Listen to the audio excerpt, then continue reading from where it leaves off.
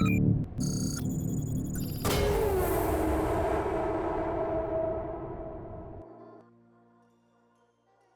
Friends, welcome back. അപ്പോൾ നമ്മൾ ഇന്ന് വന്നിരിക്കുന്നത് ഹെഡ് ഗ്യാസ്കറ്റ് ഡാമേജ്. മിക്ക ആൾക്കാർക്കുമുള്ള പ്രശ്നമാണ് വണ്ടി ഓവർ ഹീറ്റിംഗ് ആവുക. ഹെഡ് ഗ്യാസ്കറ്റ് പോയി അത് മാറാൻ വലിയൊരു കോസ്റ്റ് ചിലവാകും.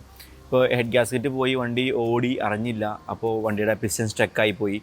അല്ലാന്നുണ്ടെങ്കിൽ വണ്ടി ഓവർ ഹീറ്റിൽ കുറേ ദിവസം ഓടി വെള്ളം എവിടെ നിന്ന് ലീക്കെന്ന് അറിയില്ല, ഏതാ കംപ്ലയിൻ്റ് എന്നറിയില്ല. അപ്പോൾ അത്തരത്തിലുള്ള ഒരുപാട് ഇഷ്യൂസ് കോമൺ ആയിട്ട് എല്ലാ ആൾക്കാരിലും കാണാറുള്ളതാണ്.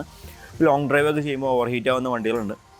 മെയിൻ റീസൺ നമ്മൾ മുമ്പത്തെ വീഡിയോയിലൊക്കെ പറയാറുള്ള പോലെ തന്നെ റേഡിയേറ്റർ കൃത്യമായിട്ട് സർവീസ് ചെയ്യാണ്ടിരിക്കുക, റേഡിയേറ്ററിലേക്ക് വരുന്ന ഓസുകൾ, കാര്യങ്ങൾ, പൈപ്പുകൾ, കൂളിംഗ് സിസ്റ്റം എന്ന് പറഞ്ഞിട്ടുണ്ടെങ്കിൽ വണ്ടിയുടെ ഓവറോൾ എഞ്ചിൻ്റെ എല്ലാ ഭാഗങ്ങളിലേക്കും, മാത്രമല്ല EGR, ഓയിൽ കൂളർ, അങ്ങനെ എല്ലാ ഭാഗങ്ങളിലേക്കും കൂളിംഗ് സിസ്റ്റം പോകുന്നുണ്ട്. ഈവൻ നമ്മുടെ AC-യിൽ നമ്മൾ യൂസ് ചെയ്യുന്ന ഹീറ്ററിലേക്ക് വരെ നമ്മുടെ എഞ്ചിൻ്റെ കൂളൻ്റ് ഒന്ന് സർക്കുലേറ്റ് ചെയ്ത് പോകുന്നുണ്ട്. അപ്പോൾ അത് ഹീറ്റർ ഇടുമ്പോൾ ആ ഒരു കൂളൻ്റ് സർക്കുലേഷൻ, ഹോട്ട് വാട്ടർ വന്നിട്ടാണ് നമ്മൾ ആ ഹോട്ട് എയർ നമുക്ക് സർക്കുലേഷൻ കിട്ടുന്നത്. അപ്പോൾ ഈ ഒരു കൂളിംഗ് സിസ്റ്റം എന്ന് പറഞ്ഞിട്ടുണ്ടെങ്കിൽ വണ്ടിയിലെ ഏറ്റവും പ്രധാനപ്പെട്ട കാര്യമാണ്. അപ്പോൾ അത് സൂക്ഷിക്കാൻ ഓടി കഴിഞ്ഞിട്ടുണ്ടെങ്കിൽ നമുക്ക് എഞ്ചിൻ പണി വരെ വരാൻ, അപ്പോൾ ഏകദേശം ഒരു പകുതി എഞ്ചിൻ പണി വന്ന ഒരു സ്വിഫ്റ്റ് കഴിഞ്ഞ ദിവസം നമ്മുടെ സബ്സ്ക്രൈബറുടെ വണ്ടി നമുക്ക് കിട്ടിയിട്ടുണ്ടായിരുന്നു. അപ്പോൾ ഈ വണ്ടി 1,50,000 കിലോമീറ്ററിന് മുകളിൽ ഫുൾ കമ്പനി സർവീസിൽ ഹിസ്റ്ററി എടുത്ത് ചെക്ക് ചെയ്തിട്ടാണ് പറയുന്നത്. ഹിസ്റ്ററി എടുത്ത് വണ്ടിയുടെ നമ്പർ ഞാൻ കാണിച്ചു തരാം, സംശയമുള്ളവർക്ക് ഹിസ്റ്ററി ചെക്ക് ചെയ്യാം. 1,50,000 കിലോമീറ്റർ ഫുൾ കമ്പനി സർവീസുള്ള വണ്ടിയാണ്. പക്ഷേ കമ്പനി അല്ലാണ്ട് പുള്ളി എവിടെയും സർവീസ് ചെയ്തിട്ടില്ല. പക്ഷേ ആൾക്ക് ലാസ്റ്റൊക്കെ ആയപ്പോൾ ചെറിയൊരു വിശ്വാസക്കുറവിൻ്റെ പുറത്താണ് പുള്ളിയുടെ വണ്ടി കൊണ്ടുവന്നത്. അപ്പോൾ ഞാൻ നോക്കിയപ്പോഴേ കമ്പനി സർവീസ് കൃത്യമായിട്ട് കമ്പനി സർവീസ് ചെയ്യുന്ന വണ്ടിയാണ്. അപ്പോൾ ഈ EGR-ൻ്റെ ഇത് കൂളിംഗ് സിസ്റ്റത്തിൻ്റെ ഒരു പൈപ്പാട്ടോ, ഇതിനകത്തേക്ക് വെള്ളം കയറി സർക്കുലേറ്റ് ചെയ്ത് ഇതിലേ പോകുന്നതാണ്. ഇതാണ് ഈ വണ്ടിയുടെ EGR എന്നുള്ളത്. അപ്പോൾ ഈ ഒരു ഭാഗത്ത് നല്ല കട്ടിക്ക് MC-യിൽ വെച്ചിട്ടുണ്ട്, നല്ല അടിപൊളിയായിട്ട്. അപ്പോൾ എനിക്ക് മനസ്സിലായത് എന്താണെന്ന് വെച്ചിട്ടുണ്ടെങ്കിൽ, ഇപ്പോൾ സർവീസ് സെൻറ്റർ ആണെങ്കിൽ പോലും ലീക്ക് നിർത്താനായിട്ട് MC-യിലും ഉരുട്ടി അടയ്ക്കാൻ തന്നെ ചെയ്യാം, നോർമൽ ചെയ്യാം. ആ പൈപ്പ് എന്തെങ്കിലും മാറ്റിയിട്ടായിരുന്നെങ്കിൽ ഈ താഴത്തേക്കുള്ള പീസ് വാങ്ങിക്കാൻ കിട്ടും. പക്ഷേ കിട്ടാത്തതുകൊണ്ടാണെന്ന് തോന്നുന്നു അവർ ആ ഒരു MC-യിൽ അഡ്ജസ്റ്റ് ചെയ്തു. അപ്പോൾ ഇവിടെ നിന്നൊക്കെ ചെറിയ ചെറിയ രീതിയിൽ വെള്ളം ലീക്കായിട്ടുണ്ടായിരുന്നു ഈ വാഹനത്തിന്. അതുപോലെ തന്നെ പിന്നെ ഈ വണ്ടിക്ക് വെള്ളം ലീക്ക് വന്നുകൊണ്ടിരുന്നത് ഇതാണ് വാട്ടർ പമ്പ്. അതായത് നമ്മുടെ ഈ കൂളിംഗ് സിസ്റ്റത്തിൻ്റെ എല്ലാ ഭാഗത്തേക്കും വെള്ളം എത്തുമെന്ന് പറയുമല്ലോ. ഈ നോർമൽ വെള്ളത്തിന് ഇങ്ങനെ ഫ്ലോ ചെയ്ത് പോകാൻ പറ്റാത്തതുകൊണ്ട് തന്നെ ഒരു മോട്ടറോടെ കൊടുത്തിട്ടുണ്ട്. അതാണ് ഈ മോട്ടറിനെയാണ് നമ്മൾ നോർമലി വാട്ടർ പമ്പ് എന്ന് പറയും. ഈ വാട്ടർ പമ്പിൻ്റെ ഇവിടെ ഒരു ഡമ്മി വരുന്നുണ്ട്. ആ ഡമ്മി ഈ ഒരു ഭാഗത്ത് നോക്കി കഴിഞ്ഞാൽ ഡമ്മി കാണാൻ പറ്റും. ഈ ഡമ്മിയുടെ ഭാഗത്ത് നിന്ന് കാലങ്ങളായിട്ട് ഈ വണ്ടിക്ക് ചെറിയ രീതിയിൽ വെള്ളം ലീക്കിംഗ് ഉണ്ടായിരുന്നു. മാത്രമല്ല ഇതിൻ്റെ കണ്ടീഷനൊക്കെ ഇത്രയും കിലോമീറ്റർ ആയതുകൊണ്ട് തന്നെ കുറച്ച് കണ്ടീഷനൊക്കെ അത്യാവശ്യം മോശമായിട്ടുണ്ട്. ഇത് റീപ്ലേസ് ചെയ്യേണ്ടി വരും. അപ്പോൾ ഇത്തരത്തിലുള്ള കാര്യങ്ങളൊക്കെ പ്രോപ്പറായിട്ട് ചെയ്യാതിരുന്നതുകൊണ്ട് കാലക്രമത്തിൽ ഈ വണ്ടി പതുക്കെ ഹീറ്റ് ആവാൻ തുടങ്ങി. അപ്പോൾ ഒരു പ്രാവശ്യം ഒരു 6 months മുമ്പ് ഈ കസ്റ്റമർ എന്നെ വിളിച്ചിട്ടുണ്ടായിരുന്നു. അപ്പോൾ ആ വണ്ടി ഓവർ ഹീറ്റ് ആയി എന്ന് പറഞ്ഞു. അപ്പോൾ ആ സമയത്ത് ഇതിൻ്റെ തെർമോസ്റ്റാറ്റ് സ്വിച്ച് ചെറിയൊരു ഡാമേജ് ഉണ്ടായിരുന്നു. അപ്പോൾ സ്വിച്ച് അവർ ഷോറൂമിൽ നിന്ന് തന്നെ റീപ്ലേസ് ചെയ്ത് കഴിഞ്ഞിട്ട് അപ്പോൾ ആ ഒരു ഓവർ ഹീറ്റിംഗ് കാണിക്കുന്ന പ്രോബ്ലം മാറി. കാരണം സ്വിച്ച് വർക്കിംഗ് ആണെങ്കിൽ മാത്രമാണ് പ്രോപ്പറായിട്ട് ഫാൻ, കൂളിംഗ് ഫാൻ വർക്ക് ചെയ്യുള്ളൂ. അപ്പോൾ വാണിംഗ് കാര്യങ്ങളൊക്കെ കാണിക്കുള്ളൂ. അപ്പോൾ അത്തരത്തിലുള്ള കാര്യം ക്ലിയർ ചെയ്തു. പിന്നെ അതിനുശേഷം 6 മാസം ഓടി അത്യാവശ്യം ഓവർ ഹീറ്റിംഗ് ആയിക്കൊണ്ട് തന്നെ വേണ്ടി ഇരുന്നതിന്. കാരണം വെള്ളം ഒരു വിധത്തിലുള്ള വെള്ളം അവിടുന്ന് ഇവിടെ നിന്നൊക്കെ ചെറിയ ചെറിയ ലീക്കായി പോവും. അവർ ടോപ്പപ്പ് ചെയ്യും. പിന്നെ പ്രോപ്പറായിട്ട് കൂളിംഗ് നടക്കുന്നില്ല.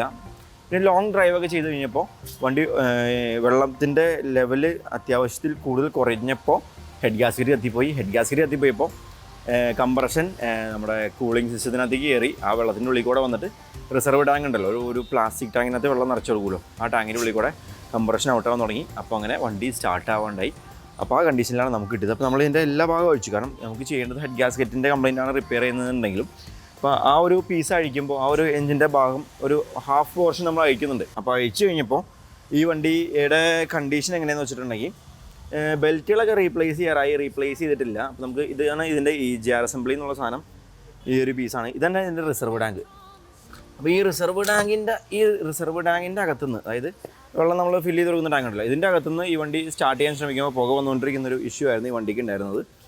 അതുപോലെ തന്നെ പിന്നെ നിങ്ങൾക്ക് പരിചയപ്പെടുത്താനുള്ള സംഭവം ഇതാണ് കോമൺ റെയിൽ ഡയറക്റ്റ് ഇഞ്ചക്ഷൻ എന്ന് പറയാറില്ലേ, ഈ സാധനം കേട്ടോ കോമൺ റെയിൽ. ഇതിൻ്റെ വർക്കിംഗ് എങ്ങനെയാണെന്ന് വെച്ചിട്ടുണ്ടെങ്കിൽ നമ്മൾ ടാങ്കിൽ നിന്ന് വരുന്ന ഫ്യൂല് ഹൈ പ്രഷർ പമ്പിൽ നിന്ന് ഇതിനകത്തേക്ക് കൊടുക്കും.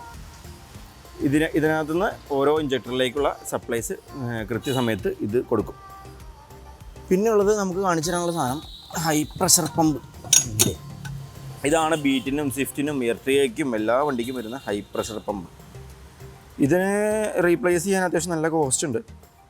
പണിതെടുക്കാനാണെങ്കിലും 12,000 രൂപയോളം വരും. ബീറ്റിനൊക്കെ എപ്പോഴും അടിച്ചു പോകാറുള്ള ഹൈ പ്രഷർ പമ്പ് എന്നുള്ളത് ഈ സാധനം. അപ്പോൾ അങ്ങനെ ഇത്തരത്തിലുള്ള എല്ലാ പീസുകളും നമ്മൾ അഴിച്ചെടുത്തപ്പോഴാണ് ഇതിനകത്തുള്ള കാർബൺ ഡെപ്പോസിറ്റ് നമ്മൾ കാണുന്നത്. കാർബൺ ഡെപ്പോസിറ്റ് എന്ന് പറഞ്ഞിട്ടുണ്ടെങ്കിൽ ഇതിനകത്തൊക്കെ ഫുള്ള് കരി കേട്ടോ. എന്ന് വെച്ചിട്ടുണ്ടെങ്കിൽ ഇത്രയും കാലം ഈ വണ്ടി പ്രോപ്പറായിട്ട് ഈജറൊന്ന് ക്ലീൻ ചെയ്യാണ്ട് ഓടിച്ചതിൻ്റെ കാർബൺ ഡെപ്പോസിറ്റ്. അപ്പോൾ നമുക്ക് ഇങ്ങനെ കാണുമ്പോൾ വലിയ കാര്യമായിട്ട് ഡെപ്പോസിറ്റ് ഇല്ലയെന്ന് തോന്നുന്നു കേട്ടോ. ജസ്റ്റ് ഈ ഒരു പൈപ്പിനകത്ത് മാത്രമുള്ള കാർബൺ ഡെപ്പോസിറ്റ് എത്ര ഉണ്ടെന്നറിയോ?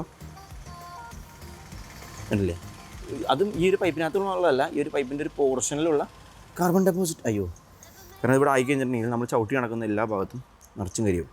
അപ്പോൾ ഇതുപോലെ തന്നെ ഇതിൻ്റെ അകത്തുള്ള കാർബണും ഈ ഈജാറിനകത്തുള്ളതും ഇൻലെറ്റ് മാനിഫോൾഡും എക്സോസ്റ്റ് മാനിഫോൾഡും എല്ലാ സാധനം അഴിച്ച് ക്ലീൻ ചെയ്യുമ്പോൾ ഒരു 1/4 കിലോ കാർബൺ അല്ലെങ്കിൽ 1/2 കിലോ കാർബണെങ്കിലും നമുക്കിനന്ന് കിട്ടും. അപ്പോൾ അത് ഫുള്ള് ക്ലീൻ ചെയ്തിട്ടുണ്ടെങ്കിൽ ഇതൊന്ന് ക്ലീൻ ചെയ്യാൻ ഓടിക്കുമ്പോൾ നോർമലി നമ്മുടെ വണ്ടിയുടെ മൈലേജ് കുറയും, വലിയ കുറയും, പെർഫോമൻസ് കുറയും, വണ്ടി തളർന്ന് പതുക്കെ അങ്ങനെ ഓടുള്ളൂ. അപ്പോൾ അത്തരത്തിലുള്ള കാര്യങ്ങളൊക്കെ നമ്മൾ അഴിച്ചിട്ടു. അപ്പോൾ ഇനി ബാക്കിയുള്ള കാര്യങ്ങൾ എന്താണെന്നുള്ളത് നോക്കാം. ലെതി കൊണ്ടുപോയിട്ട് ഹെഡിൻ്റെ സർഫസ് മറ്റേ ഡയൽ ടെസ്റ്റ് ഇൻഡിക്കേറ്റർ വെച്ചിട്ട് സർഫസ് ടെസ്റ്റ് ചെയ്യണം. അവിടെയാണ് ഔട്ടായേക്കുന്നത്. അവിടെ ഔട്ടായേക്കുന്നതിന് കമ്പഷൻ ക്രോസ് ആയേക്കുന്നത്. അപ്പോൾ അത് ലെതി കൊണ്ടുപോയിട്ട് അവർ എൻ്റെ ഡയൽ ടെസ്റ്റ് ഇൻഡിക്കേറ്റർ വെച്ച് ചെക്ക് ചെയ്തിട്ട് ഇൻഡിക്കേറ്റർ ചെക്ക് ചെയ്യാന്ന് പറഞ്ഞിട്ടുണ്ടെങ്കിൽ അതിന് എത്രത്തോളം കമ്പറേഷൻ വീക്കായി സർഫസിൻ്റെ ബെൻഡ് നോക്കാം. ഹെഡിൻ്റെ ബെൻഡ് സ്കെയിൽ വെച്ച് നോക്കിയിട്ട് അല്ലല്ല, അത് എന്താ ലെയ്ത്തിലേക്ക് പോകുള്ളത്. അത് അത്ര മൈന്യൂട്ടായിട്ട് ചെയ്യേണ്ട സംഭവങ്ങളാണത്. ചെറിയൊരു ബെൻഡ് വന്നാൽ അവരെ കംപ്രഷൻ ലീക്കായി പോകും. അപ്പോൾ അത് പക്കയായിട്ട് അതിനകത്ത് തന്നെ ലെയ്ത്തി കയറ്റി ഫേസ് ചെയ്ത് എടുക്കും. പിന്നെ അതിനോടൊപ്പം തന്നെ വാൽവിൻ്റെ സീറ്റ്, ഗൈഡ്, അങ്ങനെ ഐറ്റംസ് എല്ലാം ചെക്ക് ചെയ്ത് പ്രഷർ ടെസ്റ്റ് ചെയ്തെടുക്കും. പ്രഷർ ടെസ്റ്റ് തന്നെ ഇപ്പോൾ ഇത് ഓവർ ഹീറ്റ് ആയതിൻ്റെ പേരിൽ ഇന്ത്യയിലായിട്ടുള്ള ക്രാക്കോ എന്നൊന്നും പറയാൻ പറ്റില്ല. ചെറിയ ക്രാക്ക് ഉണ്ടെങ്കിലും പിന്നെയും ഒന്നല്ലെങ്കിൽ കംപ്രഷൻ വെള്ളം പിന്നെയും വെള്ളത്തിൽ കയറും. വാൽവിൻ്റെ സീറ്റിലൊക്കെ ക്രാഷ് അവരൊക്കെ ക്രാക്ക് ആവാൻ ചാൻസ് ഉള്ള സ്ഥലമാണ്. ഇപ്പോൾ സിലിണ്ടറിനൊന്നും കംപ്ലൈന്റ് ഇല്ല. സിലിണ്ടർ പിസ്റ്റൊന്നും സ്ക്രാച്ചസ് ഒന്നും ഇല്ല. അതുണ്ടെങ്കിൽ നമുക്ക് ഇതിൻ്റെ ഉള്ളിൽ ഇങ്ങനെ ടച്ച് ചെയ്യുമ്പോൾ അറിയാൻ പറ്റും. സ്ക്രാച്ചസ് ഉണ്ടാവും, അറിയാൻ പറ്റും. അധികം വന്നിട്ടില്ല. പിന്നെ നമ്മളിപ്പോൾ ഇനി കയറിനേക്കാളും മുമ്പ് സ്കെയിൽ വെച്ച് ഒന്നുകൂടെ ചെക്ക് ചെയ്യും. ഈ പിസ്റ്റൺ കണക്റ്റിൻ്റെ കാലം ബെൻഡായിട്ടുണ്ടോ എന്നുള്ളത് ചെക്ക് ചെയ്യും. പിസ്റ്റൻ്റെ ഹൈറ്റ്, ഓരോ പിസ്റ്റൻ്റെ വന്ന് ടോപ്പ് TDS നിൽക്കുമ്പോഴത്തേക്കും അതിന് എന്തെങ്കിലും വല്ല വേരിയേഷൻ ഉണ്ടോ എന്നുള്ള കാര്യം നമുക്കത് ഇത് വെച്ച് ചെക്ക് ചെയ്യാൻ പറ്റുള്ളൂ. സ്കെയിൽ വെച്ചിട്ട് ചെക്ക് ചെയ്യും. പഴയ ഗ്യാസ്കറ്റിൽ കത്തി പോയ ഭാഗം ഈ സെൻറ്റർ, അതായത് 1ഉം 2ഉം ഇവിടെ കംപ്രഷൻ ക്രോസായി. അതുകൊണ്ടാണ് വണ്ടി സ്റ്റാർട്ടിങ് ടെൻഡൻസി കാണിച്ച് സ്റ്റാർട്ടാൻ വേണ്ടിയിരുന്നത്. അപ്പോൾ നമ്മൾ സ്റ്റാർട്ട് ചെയ്യുന്ന നേരത്ത് കംപ്രഷൻ ഇവിടെ പിസ്റ്റൺ മങ്ങി ഇവിടെ കംപ്രഷൻ ആക്കിയപ്പോഴത്തേക്കും ഇത് വീക്കായതിൻ്റെ വലിയ കംപ്രഷൻ പ്രതി അടിക്കും. അപ്പോൾ ഈ പിസ്റ്റൺ താഴ്ത്തായിരിക്കും. ഈ പിസ്റ്റൺ മുങ്ങി വരുമ്പോഴത്തേക്കും ഇന്ന് പ്രത്യേക ചാടും. അപ്പോൾ ഈ 2 സിലിണ്ടറും ഫയറിങ് നടക്കൂല. അപ്പോൾ അതിനകത്ത് നേരെ വെള്ളത്തിലേക്ക് കയറിയിട്ട് അതായത് ഇത് ഈ തൊട്ടടുത്ത് തന്നെ ഉണ്ട് വെള്ളത്തിൻ്റെ ഹോളുണ്ടാ. ഈ ഹോളിലേക്ക് നേരെ കംപ്രഷൻ വെള്ളം തിളച്ച് പുറത്തേക്ക് വരും. ഇതിന്റെ മുകളിൽ വെക്കുന്ന അതിന് ഓപ്പോസിറ്റ് വരും. തിരിച്ചു വെച്ചാൽ അതങ്ങനെ വരും. അപ്പോൾ ഇതാട്ടോ ഈ വണ്ടിയുടെ ഹെഡ് ഗ്യാസ്കറ്റ് എന്നുള്ള സാധനം. ഈ ഹെഡ് ഗ്യാസ്കറ്റ് എന്നുള്ളത് 2 അല്ലെങ്കിൽ 3 പീസ് മെറ്റലിൻ്റെ പീസാണ്. കാരണം ഫേസ് ചെയ്ത് വരുന്ന ഇപ്പോൾ നമ്മൾ ലെയ്ത്തിൽ കൊടുത്ത് ഫേസ് ചെയ്യണമെന്ന് പറഞ്ഞില്ലേ, ഇതിൻ്റെ ഹെഡ് നേരത്തെ ഫേസ് ചെയ്യാൻ വേണ്ടി ലെയ്ത്തിലേക്ക് കൊടുത്തു വിട്ടായിരുന്നു. അപ്പോൾ ഹെഡ് ഫേസ് ചെയ്യാന്ന് പറഞ്ഞിട്ടുണ്ടെങ്കിൽ അത്ര മൈന്യൂട്ടായിട്ട് ഇതിൻ്റെ ആ ഒരു സർഫേസ് ഫേസ് ചെയ്തെടുക്കും. അതിൻ്റെ ഇടയിലാണ് നമ്മൾ ഈ പുതിയ ഹെഡ് ഗ്യാസ്കറ്റ് ഇടുന്നത്. അപ്പോൾ ഈ ഹെഡ് ഗ്യാസ്കറ്റ് ചേർന്നിരുന്ന് അതിൻ്റെ മുകളിലേക്ക് മറ്റേ എൻജിൻ ബ്ലോക്കിൻ്റെ മുകളിലേക്ക് ഹെഡ് ഗ്യാസ്കറ്റ് ഇങ്ങനെ വയ്ക്കും. അതിൻ്റെ മുകളിലേക്ക് നമ്മൾ ഹെഡും കാര്യങ്ങളൊക്കെ വയ്ക്കും. അങ്ങനെ എൻജിൻ സെറ്റ് ചെയ്തിട്ട് ടൈറ്റ് ചെയ്യും. അപ്പോൾ ഈ ഒരു ഗ്യാപ്പിൻ്റെ ഇടയിൽ കൂടെയാണ് വാട്ടർ സപ്ലൈ കാര്യങ്ങളൊക്കെ ഈ ഒരു ഗ്യാപ്പിൻ്റെ ഇടയിൽ കൂടെ പോകുന്നത്. അപ്പോൾ ഇതിനകത്ത് നമ്മൾ നോക്കി അറിയാൻ പറ്റും, ഈ ഒരു ഭാഗം ഉണ്ടല്ലോ, ഈ ഒരു ഭാഗം പെർഫെക്റ്റ് ആണ്. എന്ന് വെച്ചിട്ടുണ്ടെങ്കിൽ ഈ ഒരു സിലിണ്ടറിൻ്റെ ചുറ്റും ഒരു ലീക്കിങ്ങോ കാര്യങ്ങളോ ഉണ്ടായിരുന്നില്ല, ഇതുവരെ ഉണ്ടായിട്ടില്ല. ഈ ഒരു സിലിണ്ടറിൻ്റെ ചുറ്റും ഒരു ലീക്കിങ്ങോ കാര്യങ്ങളോ ഉണ്ടായിട്ടില്ല. അതുപോലെ തന്നെ ഈ ഒരു 3ാമത്തെ സിലിണ്ടറിൻ്റെ ഭാഗം ഇങ്ങനെ ചെക്ക് ചെയ്ത് വരുമ്പോൾ ഈ ഒരു ഭാഗത്ത് വെച്ചിട്ട് ഈ 2 സെൻറ്റർ പോർഷൻ ബ്രേക്ക് ആയിട്ടുണ്ട്. അപ്പോൾ ബ്രേക്ക് ആയി കഴിഞ്ഞപ്പോൾ ഈ 2 സിലിണ്ടറിൽ ഏത് സിലിണ്ടറിൽ കംപ്രഷൻ വന്നാലും ആ കംപ്രഷൻ എന്ത് ചെയ്യും, ഈ വാട്ടർ സപ്ലൈയുടെ ഈ ഒരു പോർഷൻ്റെ ഉള്ളിലേക്ക് കയറിയിട്ട് അവിടെ നിന്ന് നേരെ നമ്മുടെ റിസർവ് ടാങ്ക് വഴി കംപ്രഷൻ വീക്കായിക്കൊണ്ടിരിക്കും. അപ്പോൾ ഈ ഒരു ഇതാണ് ഹെഡ് ഗ്യാസ്കറ്റ്. ഇതിന് വലിയ കോസ്റ്റ് ഒന്നുമില്ല. പക്ഷേ ഇത് മാറണമെങ്കിൽ ഇത് എഞ്ചിൻ്റെ നടുക്കിരിക്കുന്നുണ്ട്. നമ്മൾ മൊത്തത്തിലുള്ള പീസുകൾ അയച്ചു വേണം ഇത് മാറ്റാനായിട്ട്. അപ്പോൾ നമ്മൾ നോക്കി ഇത് ഒറ്റയടിക്ക് പോകുന്ന സാധനമൊന്നുമല്ല കേട്ടോ. ചില വർക്ക്ഷോപ്പിലൊക്കെ നമ്മൾ പോയി കഴിഞ്ഞിട്ടുണ്ടെങ്കിൽ ഇത് പോയിട്ടുണ്ടാവില്ല. ജസ്റ്റ് നമ്മുടെ വാട്ടർ പമ്പിൻ്റെ കംപ്ലയിൻറ്റോ തെർമോസ്റ്റാറ്റ് സ്വിച്ചിൻ്റെ കംപ്ലയിൻറ്റോ അല്ലെങ്കിൽ റേഡിയേറ്റർ അടവുള്ളതുകൊണ്ടൊക്കെ ആയിരിക്കും. പക്ഷേ ഈ ഒരു കംപ്ലയിൻ്റ് ആണെന്ന് പറഞ്ഞിട്ട് ഇത് മാറും. അപ്പോൾ നിങ്ങൾക്ക് എഞ്ചിൻ പണിയാവും. അങ്ങനെ ഒരുപാട് കാശ് നഷ്ടം വരാറുണ്ട്. പ്രോപ്പറായിട്ട് ചെക്ക് ചെയ്ത് ഇതിൻ്റെ കംപ്രഷൻ വീക്കാണ്, കംപ്രഷൻ പുറത്തേക്ക് വരുന്നുണ്ടെന്നുള്ളത് ഇതൊരു ജസ്റ്റ് ഫസ്റ്റ് ഒരു വിസിറ്റിൽ തന്നെ നമുക്ക് മനസ്സിലാവുമായിരുന്നു കംപ്രഷൻ 100% പോയിട്ടുണ്ടെന്ന്. അതുകൊണ്ടാണ് നമ്മൾ ഇത് അഴിച്ച് മാറുന്നത്. അപ്പോൾ ഇത് അഴിച്ച് മാറുമ്പോൾ തന്നെ നമ്മളിതിൻ്റെ സിലിണ്ടറിൻ്റെ കണ്ടീഷൻ, കണ്ടക്റ്റിംഗ് റോഡിൻ്റെ കണ്ടീഷൻ എല്ലാ ഭാഗവും ചെക്ക് ചെയ്തിട്ടാണ് മാറുന്നത്. അതൊരു ഹാഫ് എഞ്ചിൻ 50% എഞ്ചിൻ റിഫ്രഷ് ചെയ്തിട്ടാണ് ഈ വണ്ടി ഇറക്കുക. അപ്പോൾ ഈ വണ്ടി ഇനി ഓടിക്കുമ്പോൾ മുമ്പത്തേനേക്കാളും പവറും പെർഫോമൻസും മൈലേജും കാര്യങ്ങളൊക്കെ ഉണ്ടാവും. അപ്പോൾ അതുപോലെ തന്നെ ഇതിൻ്റെ ടർബോൻ്റെ കണ്ടീഷൻ മുതൽ എല്ലാ ഭാഗങ്ങളും ചെക്ക് ചെയ്തിട്ട് മാത്രമാണ് ഇനി ഈ വണ്ടി നമ്മൾ പുറത്തേക്ക് ഇറക്കുള്ളൂ. അപ്പോൾ ഇനി ബാക്കി എഞ്ചിൻ്റെ ഭാഗങ്ങൾ നോക്കാം. ഈ സെറ്റ് ചെയ്തുകൊണ്ടിരിക്കുന്ന ഓൾട്ടോൻ്റെ ഉണ്ടോ, അവിടെ കിടക്കുന്ന ഓൾട്ടോൻ്റെ സെയിം ഈ സ്വിഫ്റ്റിന് വന്ന സെയിം കംപ്ലൈൻ്റ് ആയിട്ട് തന്നെ വന്നതാണ്. അപ്പോൾ നമ്മൾ നേരത്തെ ആ ഒരു ബൈക്കിൽ കൊടുത്തു വിട്ടിട്ട് ലെയ്ത്തി കൊണ്ടുപോയി ആ ഒരു ഫേസിങ് കാര്യങ്ങൾ ചെയ്ത് വന്ന ഹെഡാണത്. ഹെഡിനകത്ത് കണ്ടില്ലേ 3 സിലിണ്ടർ വണ്ടിയാണ്. അതായത് അതിൻ്റെ വാൽവുകളൊക്കെ ഇവിടെ ഉണ്ട്. അതുപോലെ തന്നെ ഈ ഫേസ് ചെയ്യുമ്പോൾ ഇതേപോലെ ആവും. ഇനി ആ ഒരു ഫ്രഷ്നെസ്സിൽ തിരിച്ചിട്ടും പിന്നെ പാക്കിംഗ് ഇട്ട് സെറ്റ് ചെയ്യുമ്പോൾ കംപ്രഷനൊന്നും വീക്ക് ആവാണ്ട് പെർഫെക്റ്റ് ഫിറ്റിംഗ് ആയിരിക്കും. അപ്പോൾ ഓരോ ഭാഗങ്ങളായിട്ട് നമ്മൾ ക്ലീൻ ചെയ്ത് പെർഫെക്റ്റായിട്ട് ക്ലീൻ ചെയ്ത് റീസെറ്റ് ചെയ്ത് വരുമ്പോൾ പക്ക ഫിറ്റിങ് കാര്യങ്ങളായിരിക്കും. ഇപ്പോൾ ഇതിനകത്ത് നോക്കി അറിയാൻ പറ്റും, ഇവിടെ സ്പ്രിങ്ങാണ് വരുന്നത്. ഇപ്പോൾ ആ ഒരു ക്യാം ഷാഫ്റ്റ് ഇങ്ങനെ കറങ്ങുമ്പോൾ ഈ സ്പ്രിങ്ങുകൾ ഇവിടെ മുട്ടിയിട്ട് ഇത് ഓപ്പൺ ആവും, ക്ലോസ് ആവുകയും ചെയ്യും. അങ്ങനെ നോർമലി വർക്ക് ചെയ്തുകൊണ്ടിരിക്കും. ഇത് തിരിച്ച് സെറ്റ് ചെയ്യുമ്പോൾ ഫുള്ള് പാക്കിങ്, അതായത് ഓരോ പാക്കിങ്ങും പുതിയ പാക്കിങ് ഇട്ടിട്ടാണ് സെറ്റ് ചെയ്യുന്നത്. അപ്പോൾ അതുപോലെ തന്നെ ഈ വണ്ടിക്കൊക്കെ വരുമ്പോൾ സ്വിഫ്റ്റിനൊക്കെ വരുമ്പോൾ പ്ലഞ്ചേഴ്സായി കുറച്ചുകൂടി അഡ്വാൻസ്ഡ് ആയിട്ട് ഹൈഡ്രോളിക് പ്ലഞ്ചേഴ്സ് എന്ന് പറയും, ചെറിയ ബുള്ളറ്റ് പോലത്തെ സാധനങ്ങൾ. അത് ഞാൻ കാണിച്ചു തരാം കേട്ടോ. അപ്പോൾ ഇതാണ് ഇതിൻ്റെ എൻജിൻ ബ്ലോക്ക് എന്ന് പറഞ്ഞിട്ടുണ്ടെങ്കിൽ നമ്മുടെ സിലിണ്ടറും പിസ്റ്റണൊക്കെ ഈ കാണുന്നത്. അപ്പോൾ ഇതിനകത്ത് കണ്ടില്ലേ നമ്മളിപ്പോൾ ആ ഒരു ഹോൾസ് ഈ കാണുന്ന 1, 2 കുറേ ഹോൾസ് കണ്ടില്ലായിരുന്നു. ഈ കാണുന്ന ഹോൾസിൻ്റെ അകത്തോടെ കേട്ടോ ഇതിൻ്റെ ഉള്ളിലൂടെ വെള്ളം ഇങ്ങനെ സർക്കിൾ ചെയ്തിട്ട് എഴുതിക്കൊണ്ടിരിക്കുന്ന വണ്ടിയുടെ കൂളിംഗ് സിസ്റ്റം. ആ ഒരു ഇൻലൈൻ വാട്ടർ കൂൾഡ് എഞ്ചിൻ എന്നൊക്കെ പറയുന്നത് ഈ ഒരു ഹോൾസിൻ്റെ ഉള്ളിൽ കൂടെ വെള്ളം ഇങ്ങനെ സർക്കുലേറ്റ് ചെയ്യുന്ന ഈ ഒരു എഞ്ചിനാണ്. അപ്പോൾ 4 സിലിണ്ടർ ഉണ്ട്. 4 സിലിണ്ടറിൽ ഈ 2 സിലിണ്ടറിൻ്റെ ഇടയിലാണ് നമുക്ക് കംപ്രഷൻ വീക്കായിരിക്കുന്നത്, അതായത് കംപ്രഷൻ ലീക്കായി പോയിരിക്കുന്നത്. അപ്പോൾ അത് അഴിച്ചു. ഇനിയിപ്പോൾ ഇത് ഫുള്ളായിട്ട് ക്ലീൻ ചെയ്യണം. ഇത് ഫുള്ളായിട്ട് ക്ലീൻ ചെയ്ത് ഇതിനുള്ളിലുള്ള ഈ ഒരു ചെളിയും കാര്യങ്ങളൊക്കെ ക്ലീൻ ചെയ്ത് പെർഫെക്റ്റ് ആക്കിയതിന് ശേഷം മാത്രമാണ് ഇത് റീസെറ്റ് ചെയ്യുള്ളൂ. അപ്പോൾ നമ്മൾ ഇതിൻ്റെ ഈ ഒരു സൈഡിൽ ഈ ഒരു വാളിൽ ഈ സിലിണ്ടറിൻ്റെ വാളിലൊക്കെ നമ്മൾ ടച്ച് ചെയ്ത് നോക്കിയിട്ടുണ്ടെങ്കിൽ സിലിണ്ടറിന് ഏതെങ്കിലും തരത്തിൽ ക്രാക്കുകൾ വന്നിട്ടുണ്ടോ എന്നുള്ളതൊക്കെ നമുക്ക് കൃത്യമായിട്ട് അറിയാൻ പറ്റും. ഇത് എല്ലാം നല്ല പോളിഷ് ചെയ്ത പോലെ ഇരിക്കുന്നത്. സിലിണ്ടർ എല്ലാം പെർഫെക്റ്റ്ലി ഓക്കെ ആണ്. ഇതിൻ്റെ സിലിണ്ടറൊക്കെ നല്ല നീറ്റ് ആൻഡ് ക്ലീൻ ആയിട്ട് തന്നെ ഇരിക്കുന്നത്. അപ്പോൾ വെള്ളം ഈ ലൈൻസ് പോയിരിക്കുന്നുണ്ടല്ലേ, വെള്ളത്തിൻ്റെ ലൈൻസ് പോയിരിക്കുന്നുണ്ടല്ലേ, ഇത് നമ്മുടെ എഞ്ചിനിലുള്ള നോർമൽ കൂളൻ്റ് തന്നെയാണ്. ഈ കൂളൻ്റ് ഉള്ളിലേക്ക് പോകുന്നുണ്ട്, കാരണം AC-യുടെ ഭാഗത്തേക്ക് പോകുന്നുണ്ട്, EGR-ൻ്റെ ഭാഗത്തേക്ക് വരുന്നുണ്ട്, അതുപോലെ തന്നെ റേഡിയേറ്ററിലേക്ക് പോകുന്നുണ്ട്, പിന്നെ എഞ്ചിൻ്റെ ഉള്ളിൽ ഫുൾ സർക്കുലേറ്റ് ചെയ്യുന്നുണ്ട്. അപ്പോൾ ഇത്തരത്തിലുള്ള ഈ ഒരു കൂളിംഗ് സിസ്റ്റത്തിൽ നമ്മൾ സെക്കൻഡ് ഹാൻഡ് വണ്ടി വാങ്ങുമ്പോഴൊക്കെ ഈ കൂളിംഗ് സിസ്റ്റം നന്നായിട്ട് ചെക്ക് ചെയ്യുന്നത് നന്നായിരിക്കും. കാരണം ഇതേപോലുള്ള ഓസുകളാണ്. ഈ ഒരു റബ്ബർ പൈപ്പിൻ്റെ ക്വാളിറ്റി എത്രത്തോളം ഉണ്ട്, അതുപോലെ തന്നെ ഇതിൻ്റെ ഉള്ളിൽ വരുന്ന ഈ ഒരു പൈപ്പുകളൊക്കെ ചിലപ്പോൾ ദ്രവിച്ചിട്ട് ഈ പൈപ്പുകൾ കുറേ നാളെയുമ്പോൾ റസ്റ്റിങ് വരും. അവിടെ നിന്ന് ചെറിയ രീതിയിൽ തുള്ളിയായിട്ട് ഡ്രോപ്പ് ബൈ ഡ്രോപ്പായിട്ട് വെള്ളം ലീക്കാവും. അങ്ങനെ ആവശ്യത്തിന് വേണ്ട വെള്ളം റിസർവ് ടാങ്കിൽ ഉണ്ടാവില്ല. റേഡിയേറ്ററിൽ വെള്ളത്തിൻ്റെ എമൗണ്ട് കുറയും. അപ്പോൾ വണ്ടി ചെറിയ രീതിയിൽ ഓവർ ഹീറ്റാവും. അങ്ങനെ ഹീറ്റായി കുറേ അങ്ങോട്ട് ഹീറ്റായി കഴിയുമ്പോൾ ഹെഡ് ഗ്യാസെറ്റ് പോകും. പിന്നെ വണ്ടി സ്ഥിരമായിട്ട് ഓവർ ഹീറ്റാവും. അപ്പോൾ നമ്മൾ എഞ്ചിൻ പറയും. ഇങ്ങനെയാണ് സ്ഥിരമായിട്ട് കംപ്ലയിൻറ്റും വരാറുള്ളത്. അപ്പോൾ നമ്മുടെ ഹെഡ് ഫിറ്റ് ചെയ്ത് കഴിഞ്ഞിട്ടുണ്ടെങ്കിൽ അതിൻ്റെ മുകളിൽ വരുന്നുണ്ടോ ക്യാം ഷാഫ്റ്റ് കാര്യങ്ങൾ. ഇതെന്ന് വെച്ചിട്ടുണ്ടെങ്കിൽ നമ്മൾ ടൈമിംഗ് ചെയിൻ മാറാൻ എന്നൊക്കെ പറയില്ല, ഈ ഒരു ഭാഗത്ത് നിന്ന് അവിടെ താഴത്തേക്ക് ഒരു ചെയിൻ വരും. ആ ബാക്കിൽ ഡിക്കി കിടക്കുന്നുണ്ട്, അത് കാണിച്ചു തരാം. ഈ ടൈമിംഗ് ചെയിനുള്ള വണ്ടികളിൽ വലിയ ഡാമേജസ് ഒന്നും ടൈമിംഗ് ചെയിനിന് പെട്ടെന്ന് വരാറില്ല, പെട്ടെന്ന് റീപ്ലേസ് ചെയ്യേണ്ട ആവശ്യം വരാറില്ല. മിക്ക ആൾക്കാരും ഈ 90,000 കിലോമീറ്ററിലെ സർവീസിൽ ടൈമിംഗ് ചെയിൻ റീപ്ലേസ് ചെയ്യണമെന്നൊക്കെ പറയാറുണ്ട്. ഇപ്പോൾ ഹുണ്ടായുടെ വണ്ടിയൊക്കെ യൂസ് ചെയ്യുന്നവർക്ക് അറിയാൻ പറ്റും, ടൈമിംഗ് ചെയിൻ മാറണം എന്ന് പറഞ്ഞിട്ട് ഷോറൂമിൽ പോയി കഴിഞ്ഞാൽ നല്ല മെക്കാനിക്കുകൾ പറയും അത് സൗണ്ട് വരുമ്പോൾ മാറ്റിയാൽ മതിയെന്ന്. കാരണം ടൈമിംഗ് ചെയിൻ അങ്ങനെ പൊട്ടിയിട്ട് കംപ്ലയിൻറ്റ് പെട്ടെന്ന് വരാറില്ല. പക്ഷേ ഇപ്പോൾ ഫോർഡിൻ്റെ വണ്ടികൾ ഇപ്പോൾ റെനോൻ്റെ വണ്ടികളൊക്കെ ആണെന്നുണ്ടെങ്കിൽ ടൈമിംഗ് ബെൽറ്റ് വരുന്ന വണ്ടികളുണ്ട്. അതൊക്കെ ആകുമ്പോൾ റണ്ണിങ്ങിൽ ഒരു 60,000 കിലോമീറ്റർ കഴിയുമ്പോൾ മാറിയില്ലാന്നുണ്ടെങ്കിൽ റണ്ണിങ് പൊട്ടിക്കഴിഞ്ഞാൽ എഞ്ചിൻ്റെ ഉള്ളിൽ ജ്യൂസ് അടിച്ചൊരു ഫീലായിരിക്കും. അപ്പോൾ അതുകൊണ്ട് ഇത് പ്രോപ്പറായിട്ട് മാറുന്നത് നന്നായിരിക്കും. അപ്പോൾ ഈ ഒരു ക്യാം ഷാഫ്റ്റിനകത്ത് ഈ പൊങ്ങി താഴ്ന്നും ഈ ഓവൽ ഷേപ്പിലിരിക്കുന്ന ഭാഗങ്ങളുണ്ടല്ലോ, ഈ ഓവൽ ഷേപ്പിലിരിക്കുന്ന ഭാഗങ്ങൾ ഓരോ റൊട്ടേഷനിൽ വരുമ്പോൾ നമ്മുടെ വാൽവുകൾ, എഞ്ചിൻ്റെ വാൽവുകൾ ഓപ്പൺ ആവുകയും ക്ലോസ് ആവുകയും ചെയ്യും. അപ്പോൾ ഇത് പുതിയ സിസ്റ്റം, ഇതിൻ്റെ പ്ലഞ്ചേഴ്സാണ് വരുന്നത്. മുമ്പത്തേലൊക്കെ ചെറിയ സ്പ്രിങ് വാൽവുകളായിരുന്നു. അപ്പോൾ ഇതൊക്കെ നമ്മൾ ടൈമിംഗ് ഇവിടെ ലോക്ക് ചെയ്ത് വെച്ചേക്കാണ്. അപ്പോൾ അതവിടെ ഇരുന്നോട്ടെ.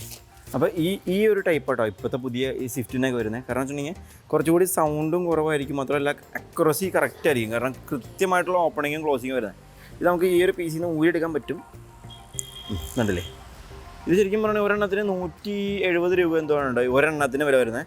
ഇതുപോലത്തെ 10-20 എണ്ണം ഉണ്ടാവും.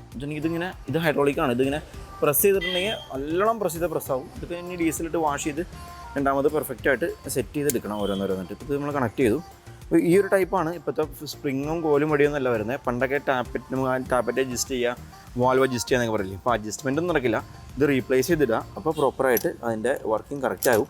അപ്പോൾ ഓരോരോ സാധനങ്ങളൊക്കെ കൃത്യമായിട്ട് കുപ്പിയിലിട്ട് വെച്ചേക്കാണ്. ഇത് കളഞ്ഞു പോയി കഴിഞ്ഞിട്ടുണ്ടെങ്കിൽ ഓരോന്നോരോന്നായിട്ട് നമ്മൾ തപ്പി ഇറങ്ങിയാറാവേണ്ടി വരും. അതുപോലെ തന്നെ ടൈമിംഗ് ചെയിൻ കാണാത്തവർക്ക് ഇതാണ് ടൈമിംഗ് ചെയിൻ എന്നുള്ളത്. നമ്മൾ മറ്റേ അവിടെ ക്യാം ഷാഫ്റ്റ് അവിടെ അയച്ചു വെച്ചിട്ടുണ്ടായിരുന്നില്ലേ, അതിനകത്തുള്ള വലിയ വീലുണ്ടല്ലോ, ആ വലിയ വീലിലേക്ക് ഈ ഭാഗം ഇതിൻ്റെ താഴത്തുള്ള വീലിലേക്ക് ഈ ഒരു ഭാഗം ഇതിൻ്റെ വീട്ടിൽ ഷോയ്ക്കായിട്ട് ജസ്റ്റ് ഒരു ആണിയിൽ അടിച്ച് വെച്ചിട്ടുണ്ട് 2 ഇതാണ് ടൈമിംഗ് ചെയിൻ എന്നുള്ള സാധനം. ഇതങ്ങനെ പൊട്ടിപ്പോണ സിമ്പിൾ. ഇത് ടൈമിംഗ് ചെയിൻ പൊട്ടുമോ എന്നുള്ള സംശയം ചോദിക്കാറുണ്ട് മിക്ക ആൾക്കാരും. ഇതങ്ങനെ പൊട്ടിപ്പോകാനായിട്ട് ഉള്ള ഒരു ചെയിനല്ല, നല്ല ഹെവി ചെയിനാണ്. കാരണം സൈക്കിൾ ചെയിനേക്കാളും കട്ടിയുള്ള, അതിനേക്കാളും നല്ല വെയിറ്റുള്ള നല്ല ഹെവി ചെയിനാണ് ടൈമിംഗ് ചെയിൻ എന്നുള്ളത്. നമ്മളിപ്പോൾ ഒരു വെള്ളം ശ്രദ്ധിക്കാണ്ട് ഓടിയ, കൂളിംഗ് സിസ്റ്റം ശ്രദ്ധിക്കാണ്ട് ഓടിയ ഒരു വാഹനത്തിന് എന്തൊക്കെ കാര്യങ്ങൾ, അപ്പോൾ ആ വാഹനം കൂളിംഗ് സിസ്റ്റം ശ്രദ്ധിക്കാണ്ട് ഓടിയതുകൊണ്ട് നമുക്ക് ഇത്രയൊക്കെ കാര്യങ്ങൾ പറഞ്ഞുതരാൻ പറ്റി. അപ്പോൾ അതുപോലെ തന്നെ ഞാൻ എടുക്കുന്ന വാഹനങ്ങളാണെങ്കിൽ പോലും ഞാൻ കഴിഞ്ഞ ദിവസം ഇന്നലെ രാത്രിയാണ് തിരിച്ചെത്തിയത്. നമ്മൾ മധുര പോയിട്ട് മധുരയിൽ നിന്ന് എടുത്ത വണ്ടിയാണ് 2017 മോഡൽ 42,000 കിലോമീറ്റർ മാത്രം ഓടിയ നല്ല പെർഫെക്റ്റ് കണ്ടീഷൻ വണ്ടി. ഇത്രയും കിലോമീറ്റർ ഓടിച്ച് വന്ന് ഞാൻ സെൽഫ് ഡ്രൈവ് ചെയ്ത് വന്ന വണ്ടിയാണ്. ഇത്രയും കിലോമീറ്റർ ഓടിച്ചുകൊണ്ട് തന്നെ നല്ല പക്ക പെർഫോമൻസുള്ള വണ്ടി. അതുപോലെ തന്നെ എൻജിൻ സൗണ്ടൊക്കെ നല്ല സ്മൂത്തായിരുന്നു, ബെറ്റർ ക്വാളിറ്റി തന്നെയായിരുന്നു. പക്ഷേ നമ്മൾ ഈ വണ്ടി ഇത്രയും ക്വാളിറ്റിയുള്ള വണ്ടിയാണെങ്കിൽ പോലും ഇവിടെ കൊണ്ടുവന്ന് വാഷ് ചെയ്തിട്ട് ഗ്രൂപ്പിൽ പോസ്റ്റ് ചെയ്യാറില്ല. നമ്മൾ 4 വീല് ഒഴിച്ച് വണ്ടി ചെക്ക് ചെയ്ത് എല്ലാ ഭാഗങ്ങളും ചെക്ക് ചെയ്തതിന് ശേഷം മാത്രമാണ് ഗ്രൂപ്പിൽ വണ്ടികൾ ആഡ് ചെയ്യാറുള്ളൂ. അതുപോലെ തന്നെ 1 ലക്ഷം രൂപയുടെ മുകളിലൊക്കെ റേറ്റ് വരുന്ന വണ്ടിയാണെന്നുണ്ടെങ്കിൽ തീർച്ചയായിട്ടും നമുക്ക് ഗ്യാരണ്ടി കൊടുക്കാറുണ്ട്. നിങ്ങൾക്ക് വണ്ടി കൊണ്ടുപോയി കഴിഞ്ഞിട്ടുണ്ടെങ്കിൽ വണ്ടിക്ക് മേജറായിട്ട് എന്തെങ്കിലും ഇഷ്യൂസ് ഉണ്ടെങ്കിൽ തിരിച്ചു കൊണ്ടുവരാം. അപ്പോൾ യൂസ്ഡ് കാറിൻ്റെ ഡീറ്റെയിൽസ് കാര്യങ്ങളെല്ലാം നമ്മൾ ഗ്രൂപ്പിൻ്റെ ലിങ്ക് താഴെ കൊടുത്തിട്ടുണ്ട്. താല്പര്യമുള്ളവർക്ക് ജോയിൻ ചെയ്യാം. ഒരുപാട് ഗ്രൂപ്പുകളുണ്ട്. ഗ്രൂപ്പുകളിൽ ചില ഗ്രൂപ്പിലേക്ക് 1-2 പേര് ആഡായിട്ടുണ്ട്. ഇപ്പോൾ നിങ്ങൾ വണ്ടി വാങ്ങി നിങ്ങൾ നോക്കുന്നില്ല എന്നുണ്ടെങ്കിൽ നിങ്ങൾക്ക് റിമൂവ് ആയി പോകാം. ആരും ആ ഗ്രൂപ്പിൽ സ്റ്റേബിളായിട്ട് നിൽക്കണമെന്നോ നമ്മൾ പറയാറില്ല. ശരിക്കും ആ ഗ്രൂപ്പിൽ അത്യാവശ്യം ഇടുന്ന വണ്ടികളെല്ലാം തന്നെ ഫുൾ ക്വാളിറ്റിയുള്ള വണ്ടികളായിരിക്കും. പിന്നെ ഈ ഗ്രൂപ്പിലുള്ള മെമ്പേഴ്സിൻ്റെ തന്നെ വാഹനങ്ങൾ നമ്മൾ കണ്ടിട്ട് നമുക്ക് സാറ്റിസ്ഫൈഡ് ആണെങ്കിൽ നമ്മൾ അതും ആ ഗ്രൂപ്പിൽ പോസ്റ്റ് ചെയ്യാറുണ്ട്. അത് നിങ്ങൾ ഡയറക്റ്റ് കസ്റ്റമറായിട്ട് സംസാരിച്ച് വില ഫിക്സ് ചെയ്യാം. നമ്മളിടുന്ന വാഹനങ്ങൾ ഞാൻ ചെക്ക് ചെയ്ത് ഏറ്റവും ലീസ്റ്റ് റേറ്റിന് കസ്റ്റമർ കൊടുക്കാൻ പറ്റുന്ന റേറ്റിന് ഏറ്റവും നെഗോഷിയേഷൻ ഞാൻ സംസാരിച്ചിട്ടാണ് ഗ്രൂപ്പിൽ പോസ്റ്റ് ചെയ്യുക.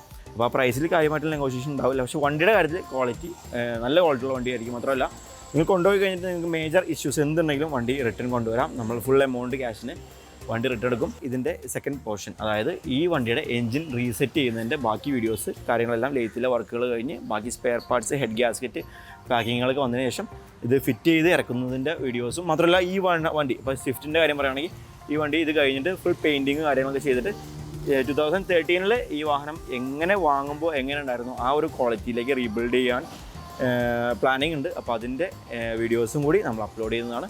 മറ്റൊരു വീഡിയോയുമായി കാണുന്നവരെ ബൈ.